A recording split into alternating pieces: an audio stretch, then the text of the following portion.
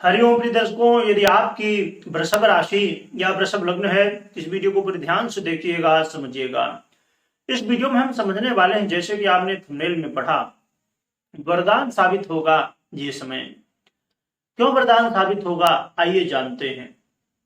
प्रिय दर्शकों, 14 मई को सूर्य अपना राशि परिवर्तन करने जा रहे हैं।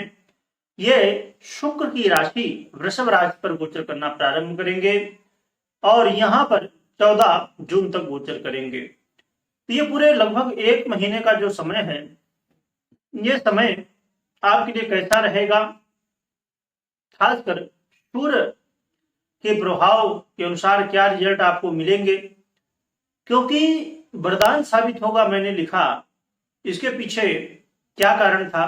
क्योंकि सूर्य वृषभ राशि पर आएंगे। वृषभ राशि शुक्र की राशि है और शुक्र संसारिक चीजों को देने वाले हैं। इसके अलावा सबसे महत्वपूर्ण स्थिति है देवगुरु बृहस्पति की युति और फिर 19 मई से शुक्र की युति। तो ये जो देवगुरु बृहस्पति की युति होने वाली है, शुक्र की युति होने वाली है, इससे राज लक्षण योग का निर्माण और वैभव योग का निर्माण। अब जैसे राज लक्षण योग है जो ये सूर्य और देवगुरु बृहस्पति की युति से बनता है, इसे कुछ लोग शिक्षक योग भी कहते हैं और अन्य नामों से भी जाना जाता है।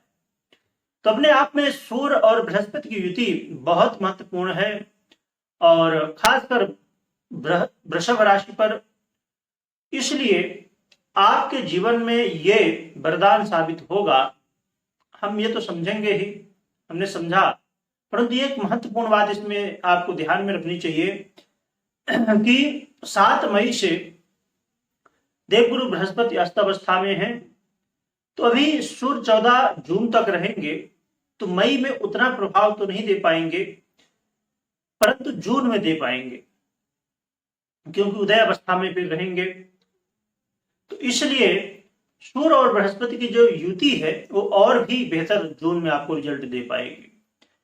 आइए आगे बढ़ते हैं। उससे पहले एक महत्वपूर्ण बात मैं बता दूं। कोई दर्शक हैं और कुछ लोगों को कंफ्यूजन हो सकता है, मैं वैसे तो बताता हूं, हमेशा हूं, ऐसा कुछ नहीं है, पर ये बातें आपको पूरे ध्यान से जब समझेंगे, बहुत लोग जानते हैं, समझते हैं, पर उसे में जो दर्शक थे वो कह रहे थे कि इस रूप से आप बताइए, तो वो भी मैं बताऊंगा लास्ट में, तो बने रहिएगा। आइए सबसे पहले समझते हैं कि आपको शुभ परिणाम क्या मिलने वाले हैं। वृषभ राशि वालों के लिए बहुत अच्छी स्थिति बनने वाली है। दर्शकों, ये चतुर्थेश होके और आपके लग्न में ही गोचर करेंगे, तो आपके जीवन में मान सम्मान में वृद्धि होती हुई दिखाई देगी। मानसिक तनाव कम होगा और आपके जीवन में यहां पर महत्वपूर्ण स्थिति यह बनेगी कि आप बड़े बड़े निर्णय ले पाएंगे, जो कि आगे भविष्य में, फ्यूचर में आपको लाभ दे सकते हैं। आज का लिया हुआ निर्णय फ्यूचर में आपको बहुत सपोर्ट कर सकता है। इसके अलावा प्रिय दर्शकों, आपके जीवन में इस समय सुखों की वृद्धि होगी।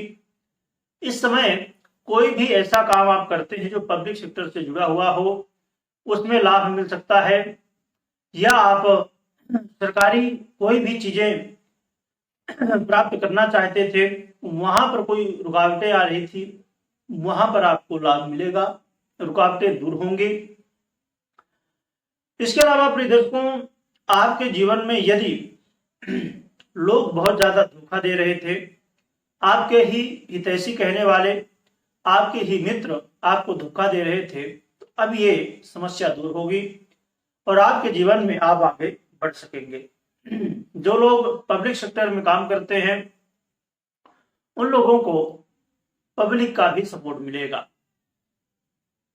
तो ये बहुत सारे लाभ प्राप्त होंगे और उन लोगों के लिए भी ये बहुत महत्वपूर्ण समय होगा। जो लोग नेता हैं, अभिनेता हैं, राजनीति से जुड़े हुए हैं, उनके लिए भी बड़ा बदलाव देखने को मिल सकता है। अब प्रिय दर्शकों, सावधानियां हैं जो कि आपको समझना चाहिए। सावधानी में सबसे बड़ी सावधानी ये होगी कि आपको अपने दाम्पत्य जीवन को बेहतर बनाने की कोशिश करनी होगी। दाम्पत्य जीवन में कुछ वाद विवाद, अनबन की स्थिति आ सकती है, क्योंकि सूर्य का संबंध आपके दाम्पत्य जीवन से भी होगा और यदि आप व्यापारी हैं तो आपको इस बात का ध्यान रखना होगा कि बिल्कुल भी कोई गलत रास्ता ना अपनाएं। खासकर पार्टनरशिप में आपस में आपको पूरी तरह से हर बात को क्लियर रखनी चाहिए। झूठ का सहारा नहीं लेनी चाहिए, क्योंकि झूठ का यदि सहारा आप लेते हैं तो यहां पर फिर ये समस्या धीरे धीरे करके बड़ी समस्या बन सकती है। तो झूठ का सहारा ना लें और एक दूसरे का सपोर्ट करें। इन बातों का विशेष रूप से ध्यान रखें। और एक और महत्वपूर्ण बात यहां पर आपको ध्यान में रखनी चाहिए कि मांसाहार, नशा, इन सब चीजों से दूर रहना चाहिए। और उपाय की बात करें प्रिय दर्शकों, तो उपाय के रूप में एक तो सबसे पहली बात है कि आप अपने माता पिता का सम्मान करें, खासकर पिता का, उनका आशीर्वाद लें, झूठ का सहारा ना लें। और जैसे मैंने बताया कि मांसाहार आदि से दूर रहें और भगवान सूर्य को अर्घ दें। और भगवान सूर्य की अर्घ की स्थिति तो ठीक ही है, देना ही चाहिए हमेशा ही। इस समय विशेषकर आप भगवान सूर्य को जब अर्घ देंगे उसके बाद सूर्य नमस्कार यदि कर सकें, या तो खाली 2 मिनट लगना इसमें तो कोई बड़ी बात नहीं है।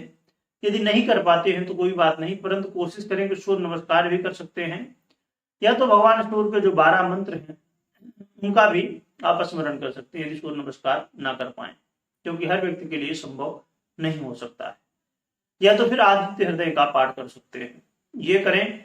और प्रातःकाल जितना जल्दी उठ सके कोशिश करें कि सूर्योदय से पहले उठें और रात्रि में समय से सोएं। इन बातों का विशेष रूप से ध्यान रखें। तो प्रिय दर्शकों, भगवान की कृपा से आपको ये जो समय है तो लाभ देगा। अब मैं कह रहा था स्टार्टिंग में कि महत्वपूर्ण बात मैं जो हमेशा कहा करता हूं, उसके अलावा भी दूसरे रूप में बात यही है, पर दूसरे रूप में मैं बताना चाहूंगा। एक तो जैसे मैं कहता हूं कि कुंडली आप हमेशा चेक करिए।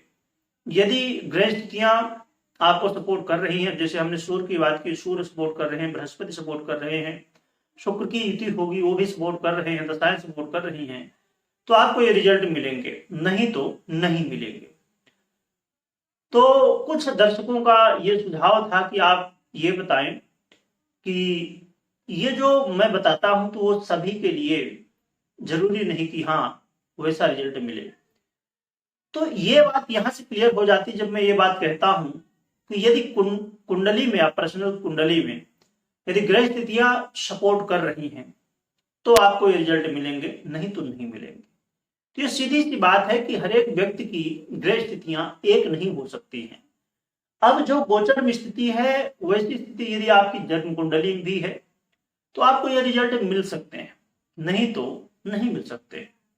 इसलिए आपको ये बात हमेशा क्लियर रखनी चाहिए कि मैं जितनी बातें बताता हूं, चाहे सावधानी की बात हो चाहे लाभ की बात हो, हर एक व्यक्ति के लिए तो संभव ही नहीं कि हाँ सही हो, क्योंकि ये चीजें तो आपकी पर्सनल जन्म कुंडली का बहुत बड़ा रोल होता है। मैं हमेशा कहा करता हूं कि 50% आपकी जन्म कुंडली, 50% आपका गोचर, दोनों को मिला के ही कोई निर्णय लिया जा सकता है। तो इस बात का ध्यान रखें। वीडियो देखने के लिए बहुत बहुत धन्यवाद।